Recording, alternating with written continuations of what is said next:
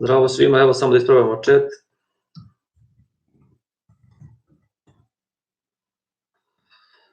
Ali me svi vidite i čujete.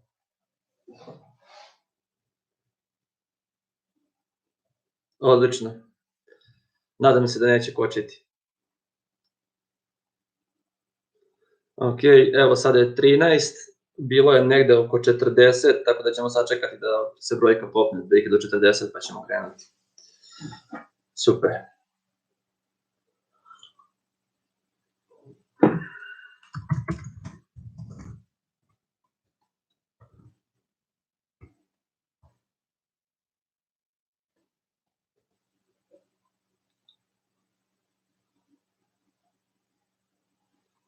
Da, ostavit ću na kanalu, pa ne znam da li trajno, ali barem neko vreme, možda toliko ove nedelje recimo, da možete da pogledate, a vidjet ćemo, možda budemo napravili plan da ostavljamo svaki snimak iza stalno. Ne, imamo neke goste ovdje. Jel? Neko ko nije sad. Ok, super. Ok, sad vas je 28, pa možemo otprilike da krenemo. Znači, za one koji nisu imali prilike da se sretnu sa mnom na vežbama, znači ja sam Peđa Kovačević, pa ćemo se družiti sada na ovom predavanju, a možda i u buduće, se zavisi kako se budemo Nataša i ja organizovali za dalje. Ona vas je puno pozdravila. Nataša je nešto prehlađena, kaže da garantuje da nema virus, ali je zamolila mene da preuzmem ovo predavanje, pa ćemo vidjeti. Zapravo je ona spremila i handout i sve, a ja ću samo odraditi predavanje sa vama. Vi ćete mi postaviti pitanja na chatu, tako da će to biti, ja mislim, funkcionalno. I samo da spomenem, pošto naravno nema nas na fakultetu, a trebalo bi nekako i da se konsultujemo, ja ću biti tu za konsultacije Skype-om, a poslaću vam svoju Skype adresu, pa mogu i ovdje u komentaru, i poslaću i u mailu. Ćete moći da me nađete na Skype-u. Moji termini konsultacija su bili sredom od 2 do 3 i onda četvrtkom od 1 do 2, a ovaj termin sredom ćemo sada morati pomeriti, pa bi to moglo recimo biti pa negde posle ovih časova, neka bude onda od 3 do 4, znači posle nastave bi mogli da se konsultujemo Skype-om, tako da ćemo to tako organizovati. Kome bude bilo potrebno, radit ćemo tako, a radit ćemo i vežbe. Ja ću vam slati, videli ste kako su izgledale vežbe na fakultetu, znači uglavnom imamo jedan handout sa recimo nekih 5 vežbi koji mi vama podelimo i onda to zajedno prolazimo, a sada će vežbe biti koncipirane tako što ćete dobijati handoute i onda ćete ih ispuniti sami samostalno i onda ćete ih poslati u ovoj prvoj nedelji na mail meni i Nataši, znači oboma. Ja ću vam proslediti taj dokument odmah posle časa, a onda ćete vi to raditi u toku ove nedelje kad vama odgovara. Možete nam proslediti čisto da imamo evidenciju da radite vežbe. Takođe, napravit ćemo verovatno i Moodle platformu, verovatno ste već upoznati sa tom platformom na drugim kursevima, ja ne znam kako su druge kolege se organizovali, ali mi ćemo napraviti Moodle platformu pa ćete moći da postavite vaše zadatke online, da ne biste nama zatrpavali mail, da mi imamo evidenciju ko je postavio svoje zadatke i tako dalje. Sada, pošto kurs nije koncipiran tako da vi, odlično, da, evo čujem da imate zbog prevođenja, super, znači već tu upoznate sa platformom, tako ćemo to koristiti za dalje, a pošto kurs nije koncipiran tako da se boduje prisustvo, mi nećemo onda dodeljivati bodove za to sa vežbi, mada i za to možemo da se konsultujemo, da su vanredni uslovi, pa ne znamo kako tačno da sada modifikujemo ocenjivanje u ovom periodu. Možda bi bilo dobro da nekako napravimo sistem koji bi bodovao vaše redovno pohađanje vežbi, u smislu da redovno radite ono što vam zadamo, tako da ćemo na sledeći put kad se čujemo imati nekakvo rešenje za to da li će se bodovati na neki način to, da li vi šaljete vežbe ili ne, ali u svakom slučaju to je dobro za vas i trebalo bi da nam pošaljete da mi to pogledamo, jer bismo onda kasnije neke problematične delove komentarisali. Sad da ne bih puno dužio, da možemo da radimo naš ovaj handout, ja bih odmah počeo i predavanja bih radio na engleskom, a onda u nekim momentima bi se prebacio na srpski ako treba nešto pojasniti i tako dalje, ali u principu lakše na engleskom zbog terminologije i slično. Vi sve vreme možete slati pitanja ovde na chatu i svaki put ja ću s vremena na vreme obraćati pažnju na chat i onda odgovarati na pitanje. All right, so let's switch to English. So the title of the lecture is MP movement as a movement, and both of these terms that we have in the title are kind of unclear, and we need to explain them a little bit. So MP movement, so that sort of compound or that phrase is somewhat transparent in the sense that you already have some idea of what movement is, because in the previous classes you talked about head movement.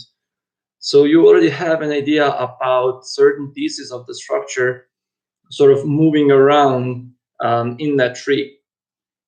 But then, and also you know what an MP is, right? So MP movement kind of transparently would be something that refers to the relocation of the noun phrase inside the tree, right? So that part is sort of clear, and then we're going to talk about, and you already have an idea, an example, if you like, of MP movement, which would be the movement of the subject into spec TP. So that's sort of like the what we're talking about here.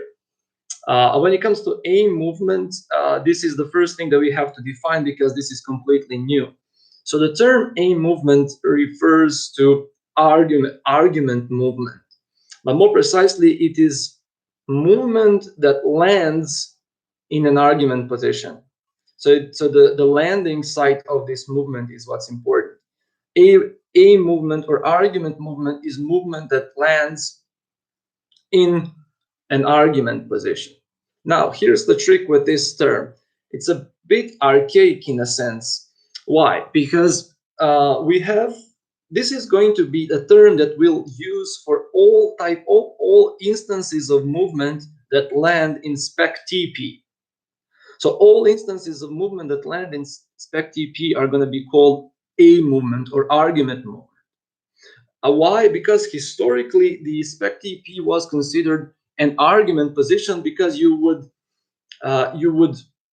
merge your subject in spec TP. All right. So since the subject is located in spec TP, this position was considered an argument position.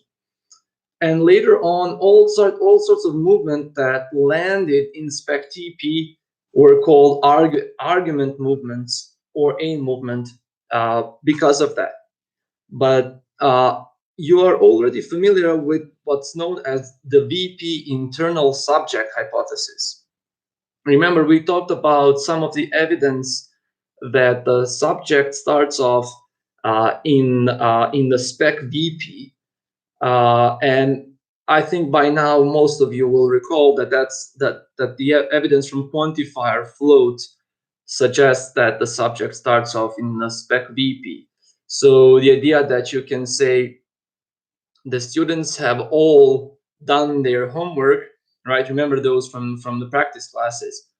So this quantifier all, which appears right next to the verb, suggests that the subject was there at some point during the derivation, and then it moved to spec TP, floating the quantifier behind it. So this is the type of evidence that's used to indicate that the subject this is used to argue that the subject starts off in the spec TP. And now we are talking about the subject landing in spec TP, and that this would be an instance of a movement because this movement lands in spec TP position. Now, since we are assuming that the subject starts off in spec VP, you could say, well, spec VP is the argument position. Why are you saying that the movement that goes to spec TP is argument position when is a movement? Because spec VP is the position of the subject, right? This is because historically, as I said at the beginning, spec TP was the original position of the subject, right? And then after we learn about the VP internal subject hypothesis, after we learn about that, we are treating subject as belonging inside the VP. So this is the reason why we are retaining sort of the term A movement to all movements that go to spec TP, even though spec TP no longer has to be regarded as strictly an argument position. Now, is this confusing? So just leave me some sort of feedback so I can continue if this is somewhat clear.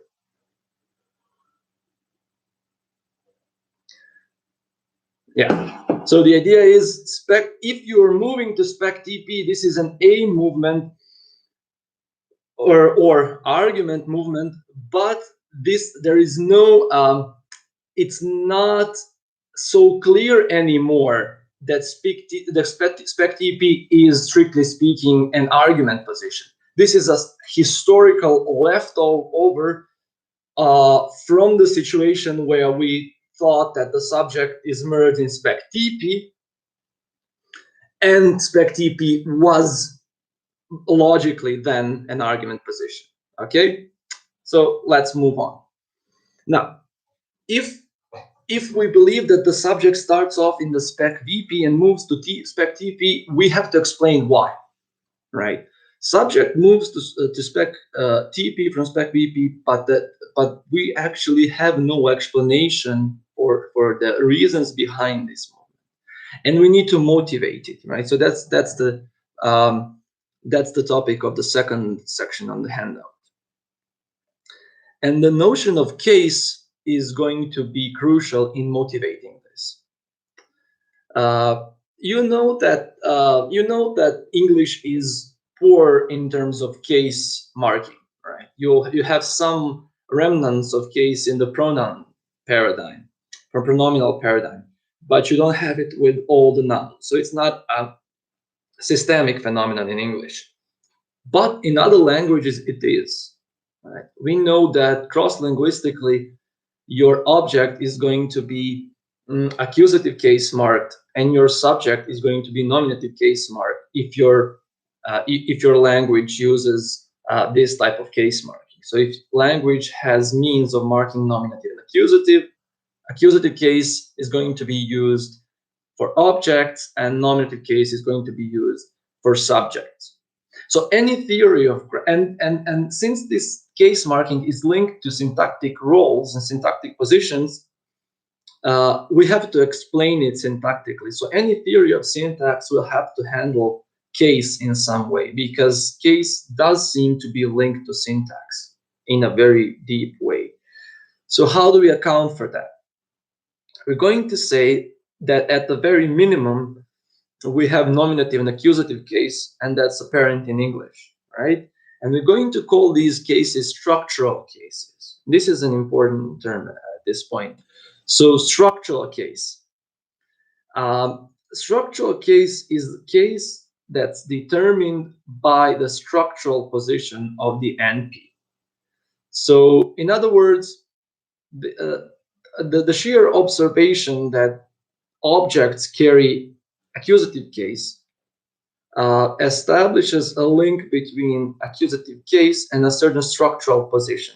So in that sense, accusative case is termed structural. The appearance of accusative case on a particular NP is a matter of structure, and that's why it's structural case. And the same goes for nominative. We know that nominative appears on NPs that function as subjects of finite clauses. So for subjects of finite, if nominative case, the distribution of nominative case is determined by the position of the NP, sort of in the spec TP, then this is going to be a structural case as well. All right. And we can now define the conditions for licensing of these cases, as you can see on your handout. You can say that nominative is licensed by finite T head, and accusative case is licensed locally by head VP and P head. Let's take a look at accusative licensing for a moment. So that's in this subsection 2.1. Remember, the entire story that we are developing here in syntax ultimately revolves around explaining grammatical and ungrammatical sentences in language. So we need to explain why certain sentences are grammatical and certain sentences are ungrammatical. And if you take a look at 1a and 1b, we have a grammaticality contrast, right? You can say, I saw Jane, I saw her, I saw them, but you can say, I saw she and I saw they. And since you have this contrast, you have to explain, well, why is there such a contrast? Why can't you say, I saw she or I saw they? And that's the place where, that's the concrete spot where our story about case begins to play a role. So we're going to explain the ungrammaticality of 1b and grammaticality of 1a as a consequence of case licensing considerations. We're going to say that the position of the object, Jane, her, and them, licenses accusative case, as we already mentioned, right? So in 1a, you have an accusative marked pronoun, her, let's say, merged in the position of the V complement. And that's fine because accusative case is licensed in the position of the V complement. But in 1b, you're trying to merge a nominative form, she or they, into the same position. So you're trying to merge the nominative MP in the V complement. And nominative case is not licensed there, and for that reason, the sentence is ungrammatical, right? So this is how we use case theory as a way of explaining grammaticality and ungrammaticality of certain sentences. The same goes for 1c and 1d. We said that accusative case is licensed in the complement of the verb and in the complement of the preposition. And if you take a look at 1c, what you're doing there is you're trying to merge an accusative marked pronoun in the position of the P complement. I talked about her, I talked about them. This is fine, right? So no problem. But in 1d, you're trying to merge a nominative marked pronoun in the position of the P complement. And that's not okay because nominative case is not licensed in that position. All right. And you can see that in illustrations here in these small trees on the handout, A and B. All right. So structurally, the verb see, right, licenses accusative case in its complement, and the preposition about also licenses accusative case in its complement. All right. So this is how we capture the distribution of accusative marked MPs in English. Okay, let's turn the page. Now, concerning nominative licensing. So we're going to remember we started the story with the intention of explaining why an NP would move from spec VP to spec TP. And then we're going to say that nominative is licensed in the spec TP position of a finite T hat. So nominative case is licensed in the spec TP position of a finite T hat. Why? Because nominative subjects will appear only in finite clauses. Now, what does this help us explain? Remember that in English you can insert a semantically empty element, it, in the subject position of certain verbs that don't require arguments. You can say it rains, right? So you're inserting the pronoun it, which is meaningless here, in the spec TP position. What this example shows is that English sentences have to have overt subjects. So English finite clauses have to have overt subjects. Why? Because you have to say it rains. You can't say rains. In contrast to some other languages like Serbian, where you don't have to have an overt subject. In English, you do have to have it.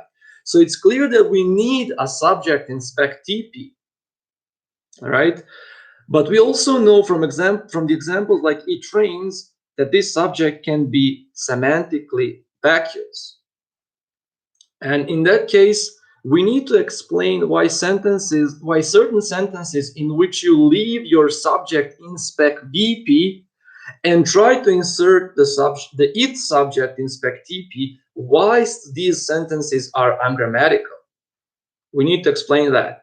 If you, okay, we know you need to have a subject, why not insert it in spec TP and leave your subject in spec BP? Do you understand this question?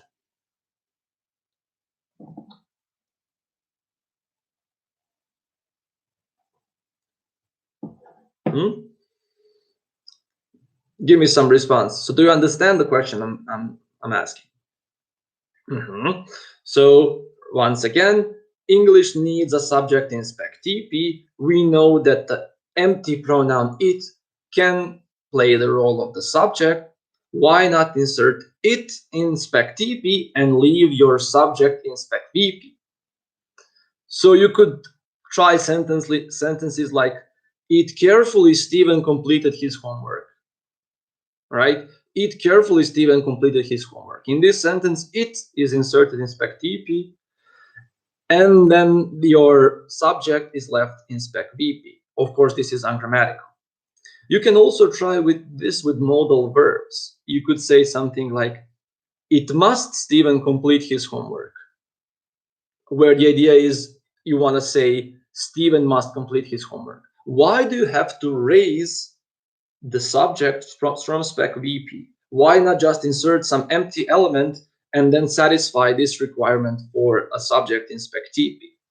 Well, this is because finite T licenses nominative, and your nominative marked NP can't get case licensed in spec VP. All right? Nominative marked subjects can't get case marked in spec VP. This is the reason why these sentences with it are ungrammatical. That's the theory, right? And these T heads that license nominative case are only finite T's. So if you try putting a nominative marked NP in spec TP of a non-finite clause, you're going to get a violation as well. So consider a sentence like, it seems that she has completed her homework, right? In that sentence, you have two finite clauses, the matrix clause and the embedded clause. But you can also express this with a non-finite clause. You can say, you can try to say something like, it seems she to have completed her homework, right? You can try this, and this is ungrammatical. It seems she to have completed her homework. Why is this ungrammatical? Because you tried to put a nominative marked NP in the spec TP of a non-finite clause. Do you get this?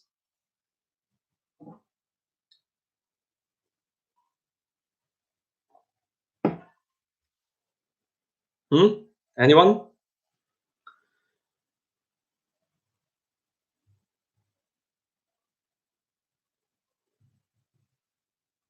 Yes and no, both are good. Okay, cool. Right. So what we're trying to do is we're trying to explain the distribution of nominative marked NPs. And we're saying that they are licensed only in the spec TP of a finite T hat. This is the way we are explaining why these ungrammatical examples that I gave you are ungrammatical. You can't leave your nominative marked NP in the spec VP position, nor can you put it in the spec of non-finite T. And if we say that nominative case is licensed only in the spec of a finite T, then we've captured this distribution. Then we've explained why nominative marked subjects are fine in finite clauses so long as they are in spec TP, and why they're not fine in non-finite clauses and if they're left in spec VP. Okay, so nominative case licensing motivates the movement of the subject from spec VP to spec TP. In other words, the subject moves from spec VP because it can't get its case license there. It doesn't feel comfortable there. It's going to be, there's going to be a violation if it stays in spec VP, and so it has to move, right? That's how we explain. This is the way we motivate the movement of the subject to spec TP. But this also leads, so the idea that you can move to spec TP leaves open the possibility that that other things will be able to move there as well. So not just the traditional subject, and that's what we're going to do here. This is something that we're going to use to explain passives. So just briefly to illustrate what we've done so far, take a look at the example 2 on the second page of the handout. He believes in heaven.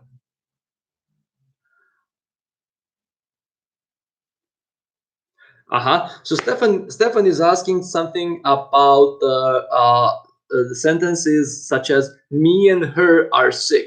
So this is a predicate that contains a conjoined NP. So two NPs are conjoined in the subject position.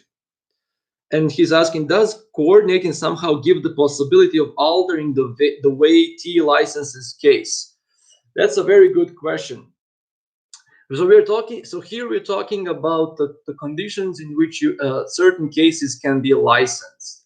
And we said that accusative case is licensed in in the complement of P and in the complement of B.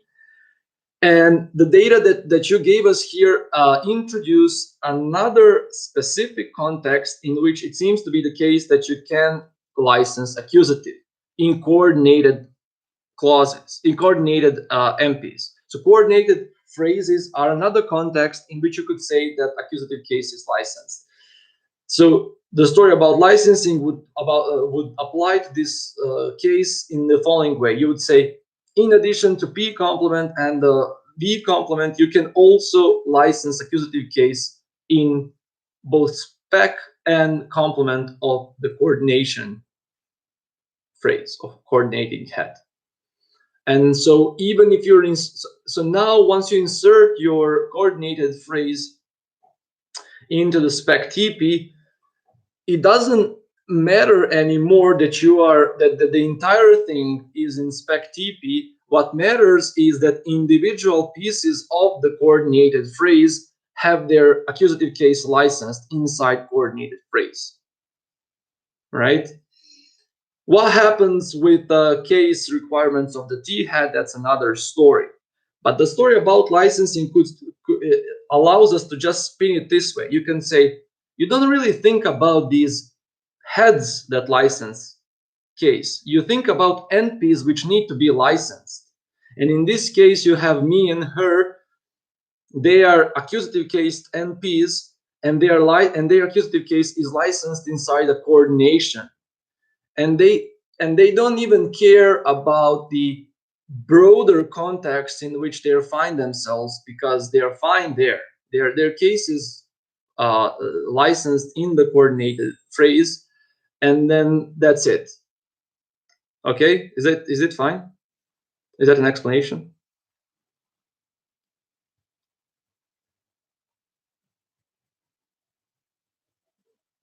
Stefan, are you satisfied?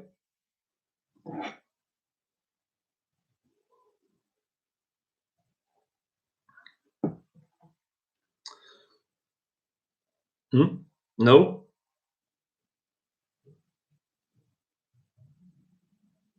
Okay. Okay, cool. But that's a really good question, Stefan. Thanks.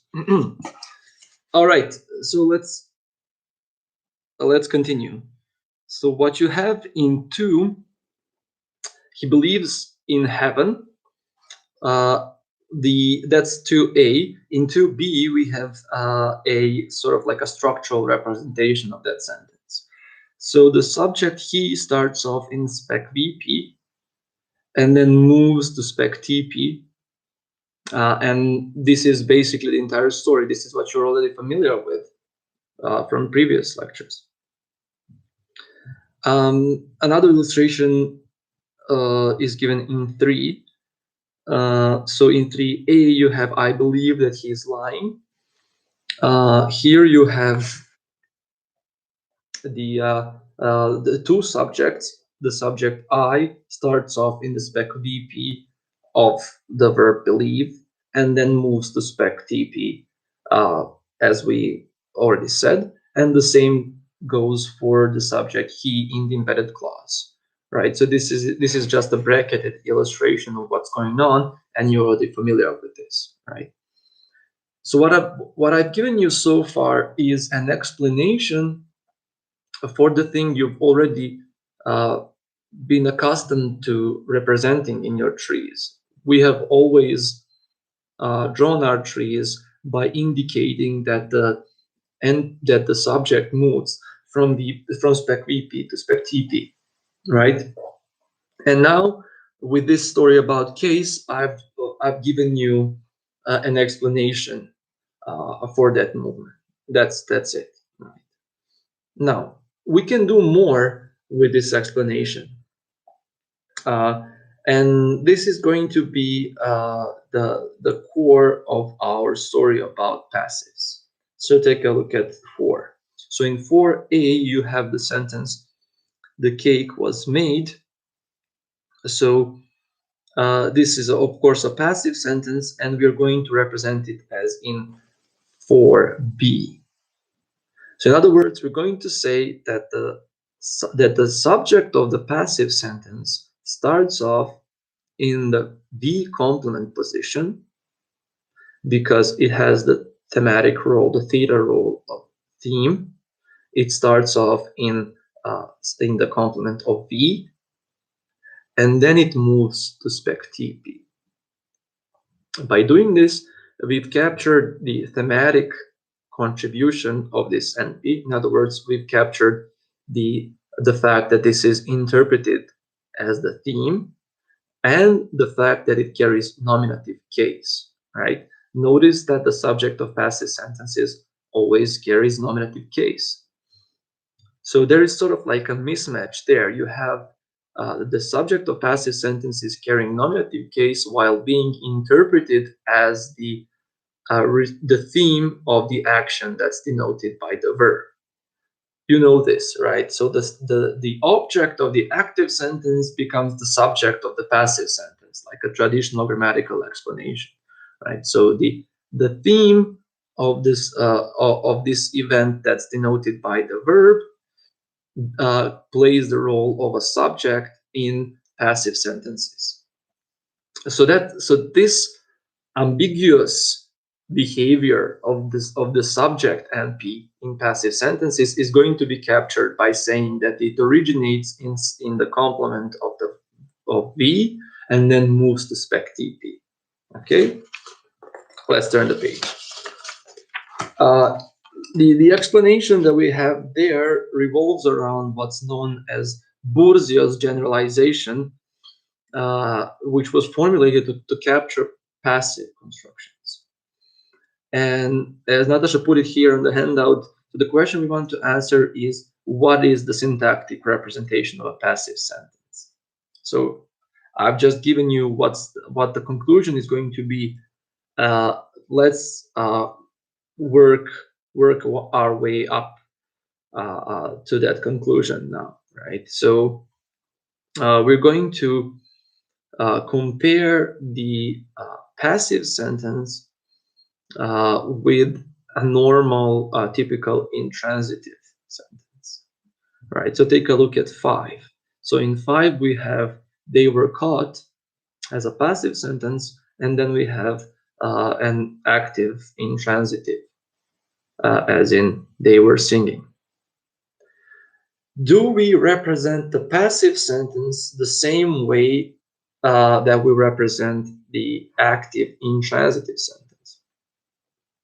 As you can see on the handout, there are certain similarities for sure, right? Both sentences have only one syntactic argument. And you could say that both of these are intransitive, right? So this is a similarity that we have. Both of them have one syntactic argument. But there's also a difference there. So the subject of the passive sentence has a special thematic role. And as we said, this is the role of theme. The subject of the passive sentence is actually undergoing the action that's denoted by the verb, as opposed to the subject of this intransitive that we have in 5b, where it's an agent. You might also notice, and you also, you know this, right? So passive sentences are different from intransitive sentences in that they will also have an additional auxiliary for passive, right? So the present continuous that you have or past continuous that you have in 5b is not the same as past simple that you have in 5a. And if you wanted to have past continuous in 5a, you would do something like they were being caught or something like that, right? So you would add an auxiliary to a passive sentence. So a passive sentence doesn't seem to be completely syntactically identical to an intransitive active sentence. That's for sure. Also in 6, you have data from idioms. What happens with idioms? So we know that the object the object part of an idiom can't be placed in the subject position. Take a look at 6a. So you have something like an idiomatic expression, we made headway, but you can't say headway was difficult. You can't use this idiom chunk and put it in the subject position and still retain this idiomatic meaning. Okay. Whereas you can do something like progress is difficult. That's of course fine. But the object of the idiom can become the subject of a passive sentence. Right? Some headway has been made. Okay, so what you're doing here, you're passivizing an idiom and putting an idiom chunk in the subject position. So under passives, idiom chunks can become subjects.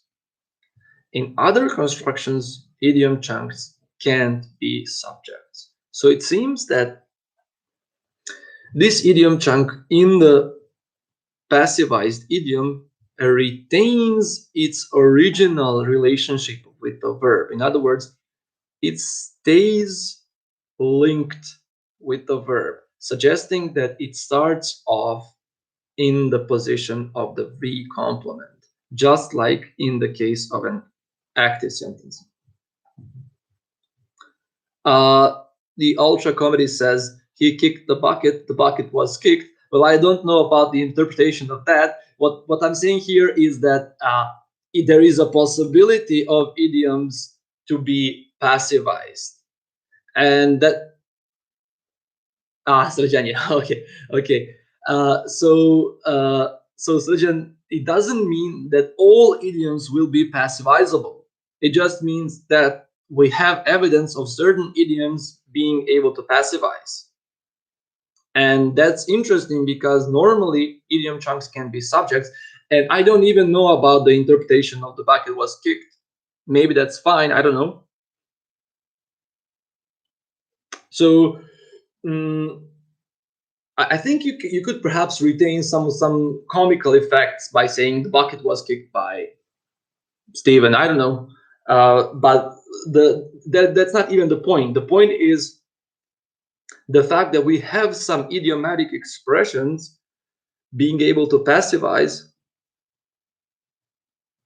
No, I have no idea. I'm just saying, like, maybe it is passivizable. What do you think? That's a matter of judgment. I don't know. Like, I'm not a native speaker of English. I can't judge that.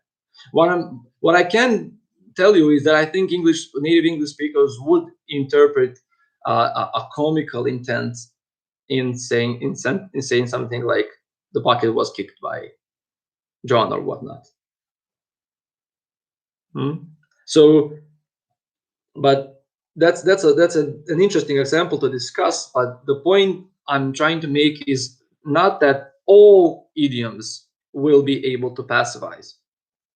What I'm saying is the fact that some idioms can passivize tells you that at least in these idioms, your subject retains its initial link with the verb, suggesting that it starts off in the complement of the verb and then moves to spec TP.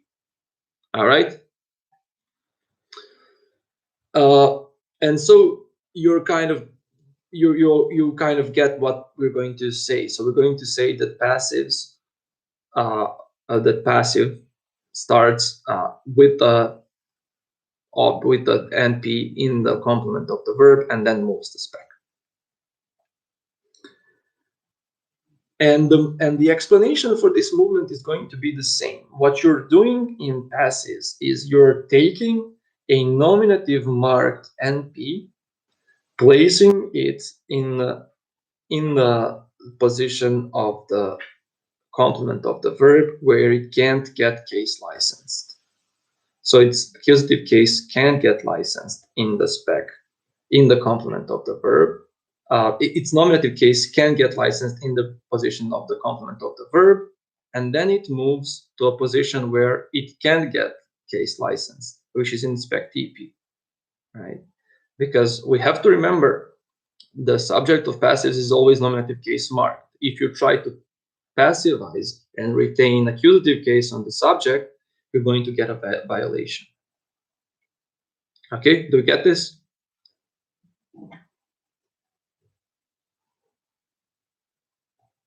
This is pretty simple, right? So passive subjects are always nominative case marked, and precisely this nominative case on the subject explains the reasons for movement, right? So the subject moves from its original position in the complement of the verb because it can't get its nominative case licensed. There, it has to move to spec TP where it can get case licensed. All right. And on the handout, we also have a link with Serbian because it seems that passivization only involves arguments which are eligible for structural case. Take a look at 7a. All right, so you have redovno se obraćao narodu, where you have the NP narod in dative being dative marked, dative case marked. We said that accusative case is structural and nominative case is structural. We never said anything about dative. So we'll assume the dative is not a structural case. And if you try to passivize this sentence, you're going to get anagrammaticality, right? So it's going to be narod je redovno obraćan in Serbian, which is ungrammatical. So you can passivize by targeting a dative object. Okay, so passivization targets structural case. In 8, you have svi su se služili ovim makazama, right? So that's an active sentence. And you're trying to passivize it by targeting this instrumental marked NP. And you're saying makaze su služene od strane svih, right? That's ungrammatical. So in Serbian, we see that passivization can only target structural case positions. Okay, so let's turn the page.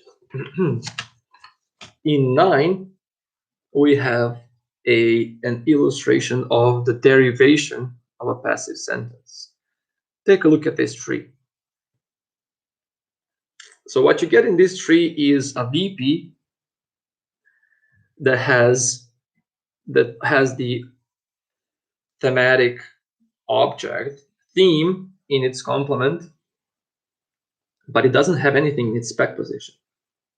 Okay, there's nothing in the spec position of a passive verb. And then you have an auxiliary phrase, right? You have to provide some room for the passive auxiliary that we have, and this is going to be marked simply as auxiliary phrase for passive. Remember, these labels are not that important. The fact of the matter is that we need to have some place for the auxiliary that we always find with passives, right? So with passives, you're always going to have an extra auxiliary. In simple tenses, present simple, past simple, passives are going to have auxiliaries, whereas actives are not, right? So we have to provide some room for the auxiliary in passive sentences. So that's the auxiliary phrase. And then you have TP with your T head. The auxiliary moves there. Okay, we are familiar with head movement, so this is nothing new. And then your subject, they, moves there. So it starts in the object position and ends up in the subject position. And this is the way we capture this ambiguous behavior of the passive subject / object, right? It's syntactically definitely a subject, but semantically it's an object. So this is how we capture it. It's underlyingly, it's in the object position, but ultimately it gets nominative case and it moves to spec TP. Okay, why does this happen in passives? This is the contribution of Burzio. And Burzio says, with verbs that Lenka says the subject position is already filled. What do you mean by that? What is in the subject position?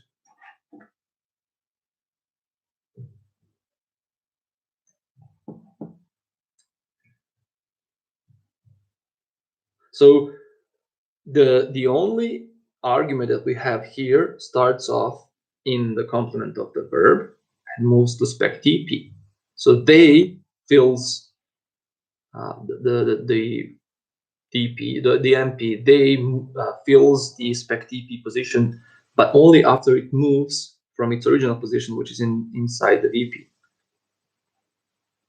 Go ahead, Lenka. Clarify your question. I'm willing to explain it. It's just I'm not sure I get the essence of the question.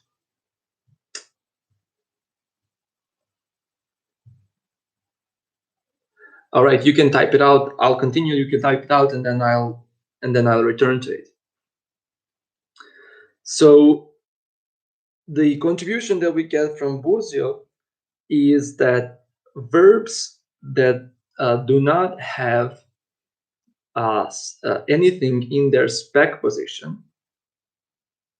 So the verbs that do not have anything in their spec position. Remember, if you can't see it here, you can see it there. Okay, so recall the empty spec VP in the derivation we just discussed. So verbs that have nothing in their spec are unable to assign accusative case, right? So we kind of had a story about why the subject of the passive sentence moves from its position in the complement of the verb to spec TP. But we also need a story about why can't it get accusative case while it's still down there, right? We have explained how it gets nominative case, but what about an alternative derivation where you insert a accusative case marked NP in the complement of the verb and just perform no movement to spec TP, or insert a dummy element like it in spec TP? Why not try a derivation with an accusative marked object of passives? Well, the idea here is the essence of Bourdieu's explanation, which is that if a verb doesn't have anything in its spec position, it will be unable to license accusative case. Do we get this? So the reason why you can't get accusative with passives is because VP verbs that do not have anything in their spec, these V heads will not be able to license accusative case in their complement. So accusative case in passive sentences is ruled out that way. These verbs can't license accusative period.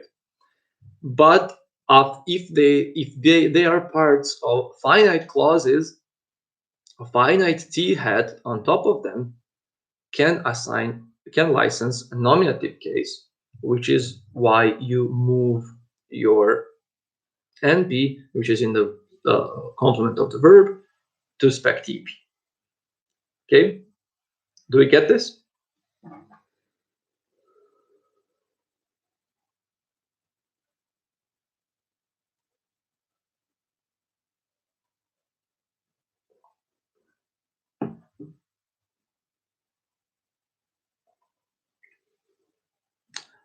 So Stefan is asking, does that mean that verbs themselves have their active and passive forms with different argument structures? All right, so this is the real question, and I think for that you'll have to. So far as it stands, seems like that's the answer. The answer is yes, and I think I can give you a different answer there. I can tell you this. I could say along the lines of Bourdieu's explanation is that what you have with passive verbs is a passive participle. And you could say that the passive participle form is actually responsible for this alternative behavior. Okay, so passive participle forms that you get there have this special property, unlike active forms that do not. And I completely agree with the premise of your question, which is that this is a bit confusing, but that's the gist of the explanation here. In syntax, in generative syntax on the third year, you're going to get, I think, a more explicit explanation of this. But so far, yes, the passive participle form of a given verb has this different argument structure, let's call it that, with then in comparison to active. You're not satisfied with the explanation? Go ahead, like just give me your critical response. I mean, the way I explain it, I think it's also clear that the explanation is not so like convincing, but yeah, just give me a response. So basically what we're saying here is that passive, okay, it's clear. Passive participle form is unable to license accusative case because it has nothing in its, okay. So passive participle form has nothing in its spec VP, and so it can't license accusative, whereas the active one has an element in its spec VP, that's the agent, and it's capable of signing accusative. Right? So we are just sort of reformulating a generalization that we have.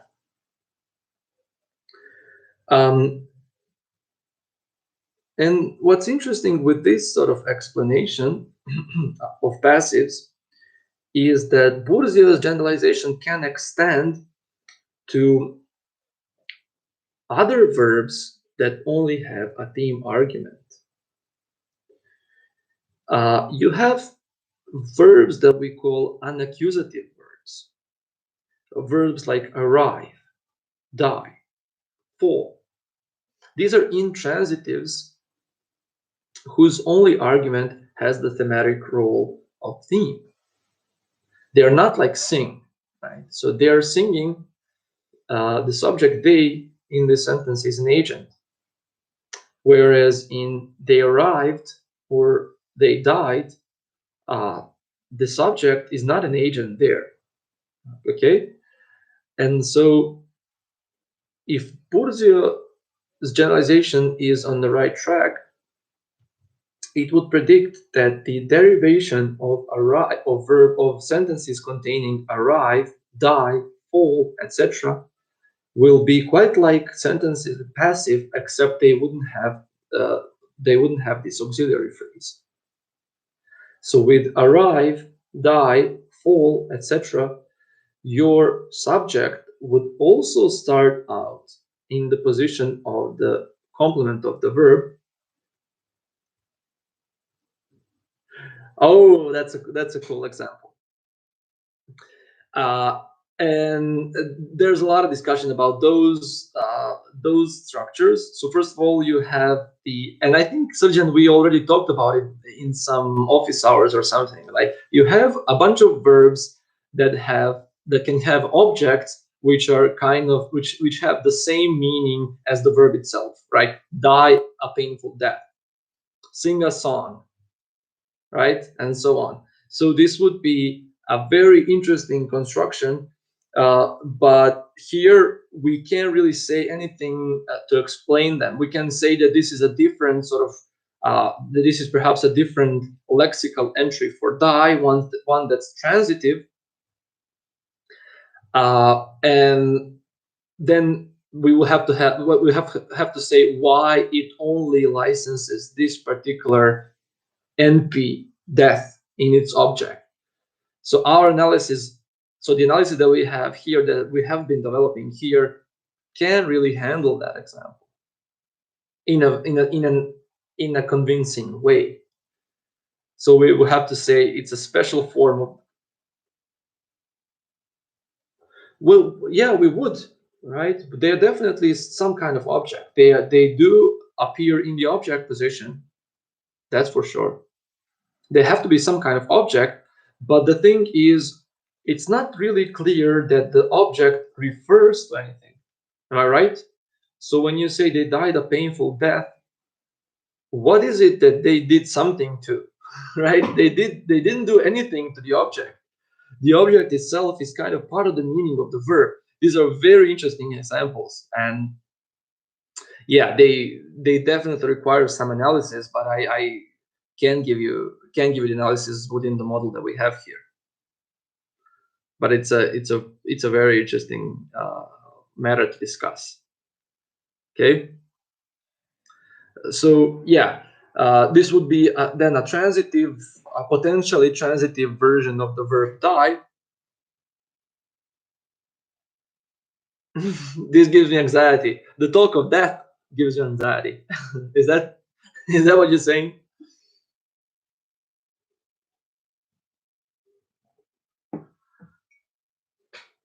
Okay, so right, back to our what gives you anxiety? Let's see.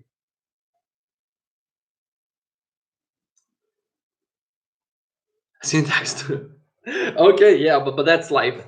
That's life. We have to go through syntax.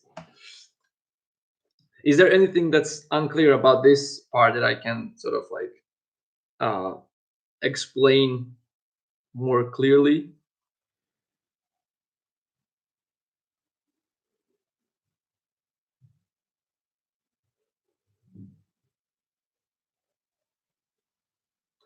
Okay, you can type it out and then I'll address it at the end. So the idea that verbs that do not have anything in their spec position are incapable of assigning accusative extends to these unaccusative verbs like arrive, die, etc. And then they will be derived in the very similar way to passives, except you wouldn't have auxiliary phrase in between.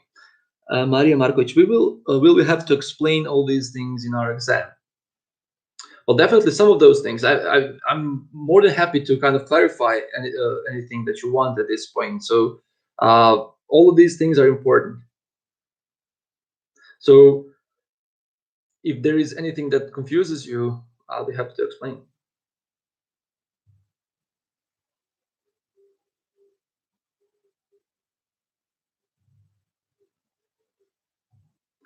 So it's one thing for you to just draw a tree if you learn all of these things by heart. You can learn the patterns for these trees, but you also need to be able to explain why these movements take place and why, for example, your subject with unaccusatives starts off in the complement of the verb as opposed to in the spec of VP, right? So you have to have explanations for this.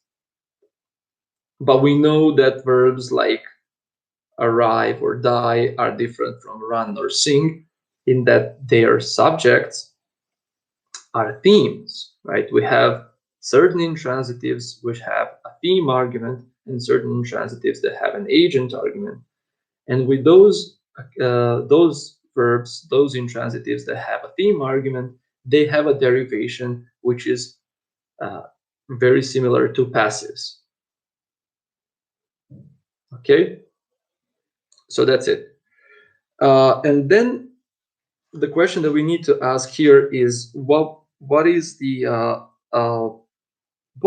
evidence for this postulated difference between those intransitives that have only an agent and those intransitives that only have a theme.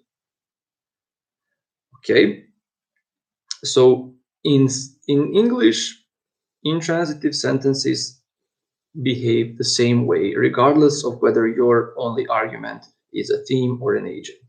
They have a pretty similar syntactic behavior.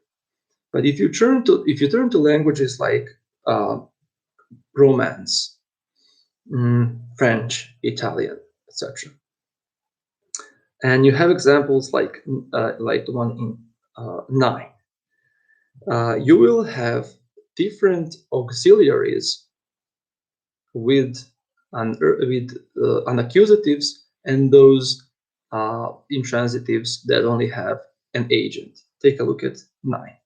So in 9a, you have an unaccusative verb, and you have this auxiliary that you find there, right? But then you see that in 9b, where you have walk, which has an agent argument, you have a different auxiliary. And you could ask yourself all sorts of questions about these sentences, but one thing is certain. Unaccusatives have select different auxiliaries from those other intransitives. So you have some reason to believe that they are syntactically different. How exactly this syntactic difference affects the auxiliary selection is another story, but the facts of language tell you that these things are different structures. Okay. So to kind of recap, we have developed an explanation for passives for the structure of passives that we illustrated in 9 by motivating a movement or movement to spec TP. Okay. And when we formulated this explanation, we also referred to Boursiau's generalization, which explained why it's why these passive forms are unable to license accusative case in their complements. All right. And then we extended this story about passives to verbs like die, arrive, fall, which don't have an agent argument and only have a theme argument, and explain the syntactic difference between those verbs and intransitives that have only an agent argument. Okay, so we started off with the story about a movement, and then we motivated all sorts of movements to spec TP. We said that nominative case licensing is the key. We explained passives, and then we moved on to the story about unaccusatives. And then we demonstrated that in certain languages, like in Romance, they have different syntactic behavior from other intransitives, which only have an agent argument. Okay. Questions now.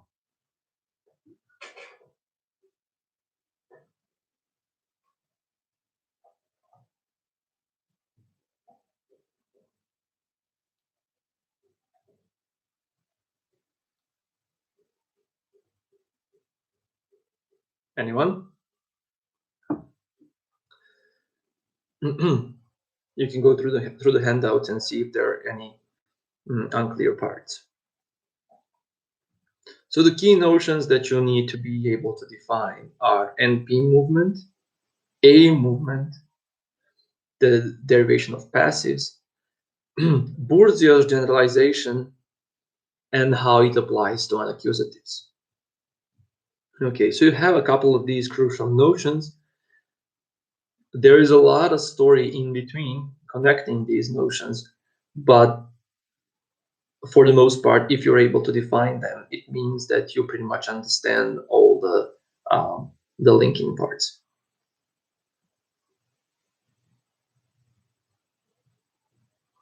Okay. Questions?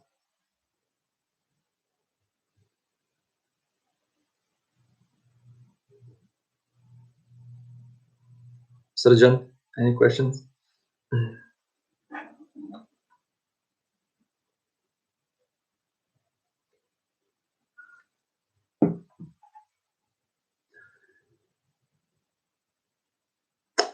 All right.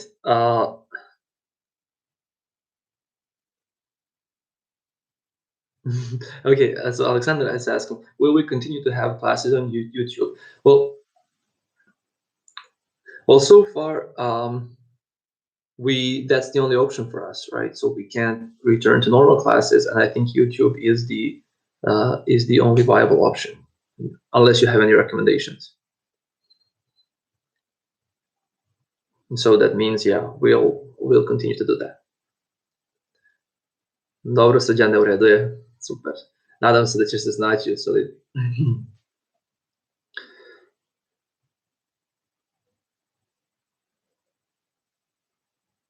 Aha. Skype se pokazao. Da, u Skype-u bi mogli da se uključite, u smislu da postavite pitanja kao direktnije. Ok, razmislit ćemo o tome, pa ćemo vidjeti ako bude, vidjet ću šta kaže Nataša, pa u suštini može on Skype. Da li vam je bolji Skype od YouTube?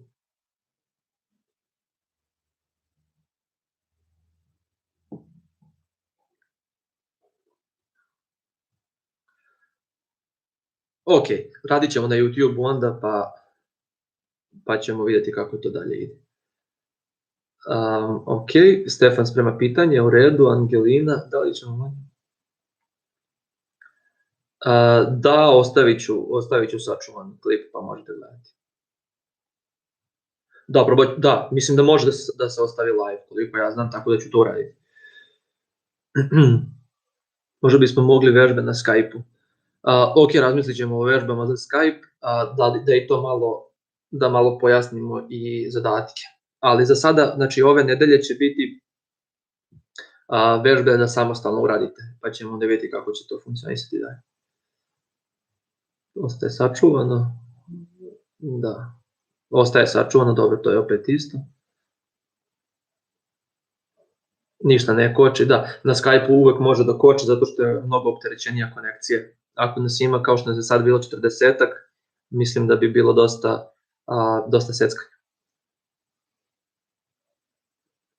Da, postaje kao video. A za vežbe da imamo na Skype-u. Ok. Na Skype-u možemo slati slike rođenih zadataka dok je... Da, Skype dozvoljava da se još dosta toga pošalje, to bi bilo ok za vežbe. Onda ću se konsultovati s Natašom kako da organizujemo eventualno i vežbe onda preko Skype. Ok.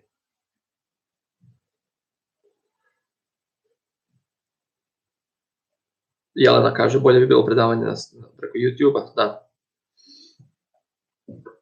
Ok. Pa, Stefan ima pitanje vezano za gradivo.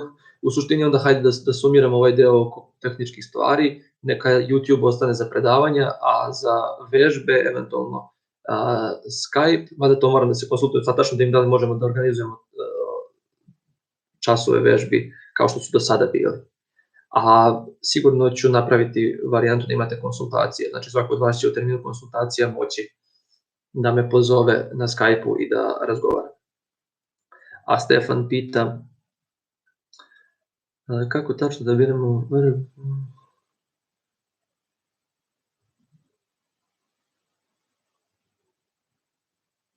Aha. Stefan pita kako biramo oblik glagola, kako se odlučujemo za aktiv ili za pasiv. Sada to pitanje se tiče zapravo celog daljeg konteksta u smislu selekcije vokabulara. Mi do sada na sintaksi 1 i 2 nismo ništa konkretnije govorili o selekciji vokabulara. Na sintaksi na 3. godini će biti dosta priča o tome u smislu kako se tačno modeluje selekcija vokabulara, ali ovde za sada bismo samo rekli da u zavisnosti od toga šta želimo da izrazimo, biramo pasivnu ili aktivnu formu, odnosno particip ili aktivni oblik. Ja znam da je Stefan iz Petnice upoznat sa malo naprednijim modelom, tako da sada, mislim da se sada pita zašto mu ovde nedostaje taj deo, ali da, trebalo bi svi da imamo u vidu to da su pitanje selekcije reči, odnosno elementa vokabulara, bitna pitanja koja treba dopuniti. Za sada nije bilo ovde konkretnije priča o tome, odnosno nekako modelovanje svega toga. Da li ostaje isti termin predavanja sledeće sedmice? Da, termin sigurno ostaje isti, znači trudit ćemo se da predavanja budu u njihovim utvrđenim terminima, znači da taj raspored koji postoji za fakultet koristimo, da ne bi bilo preklapanja. Nema na čemu, Stefane. Ok, znači to je za termin predavanja, nije sigurno da li ću ja držati predavanje, moguće će držati Nataša, znači to sve zavisi kako ćemo se dogovoriti, znači, ali otvoreno pitanje ostaje za organizaciju vežbi na Skype-u, ja sam vam rekao da ću držati konsultacije na Skype-u i one će biti četvrtkom od 1 do 2 i onda sredom od 3 do 4, znači posle ovih predavanja će biti moje konsultacije kada ćete moći da me nazovete na Skype-u, ali hajde da to krene od sutra, pošto od sada, posle ovog časa neću moći da ostanem pun sat. Znači sutra od 1 do 2 me možete zvati na Skype-u pa ću se sa vama konsultovati oko svega ovoga. Posle ovoga ću vam poslati vežbe koje treba da uradite sami, da vratite meni Nataši. I u toku nedelje ćemo se dogovoriti da li možemo da organizujemo i vežbe preko Skype-a, gde biste učestvovali svi. Je li to ok?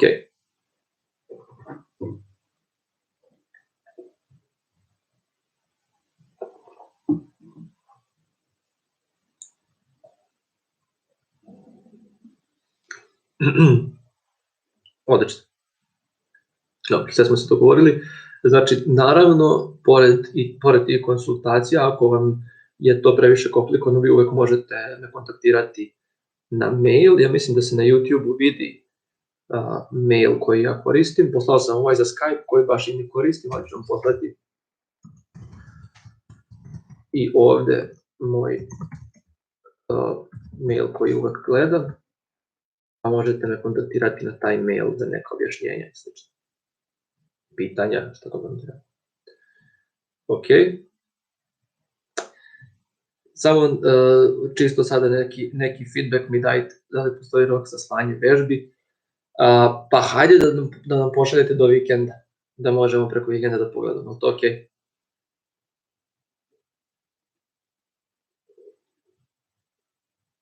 Znači ono što biste uradili na času, ćete sad samostalno raditi, ok.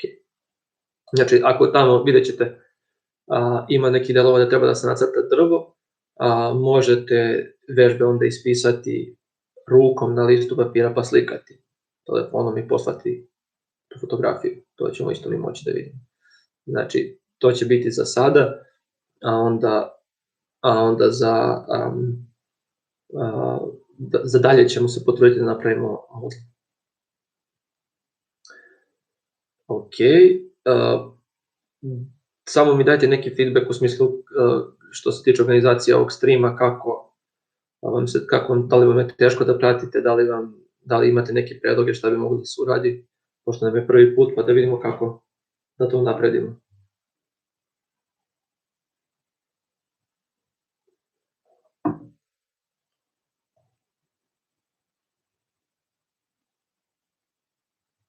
Može da se prati. Cool, hvala Lenka.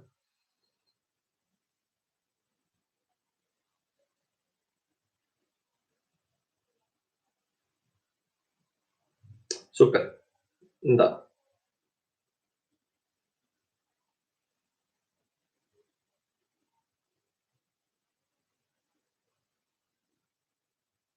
Ok, definitivno ću preporučiti i ostalim.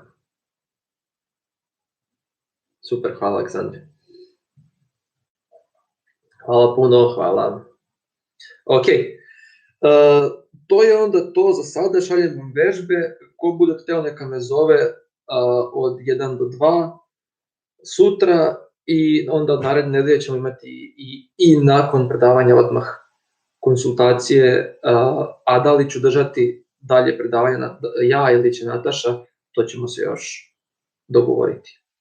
Ok, hvala vam puno što ste pratili i to je to, da, like and subscribe, ok, pozdrav.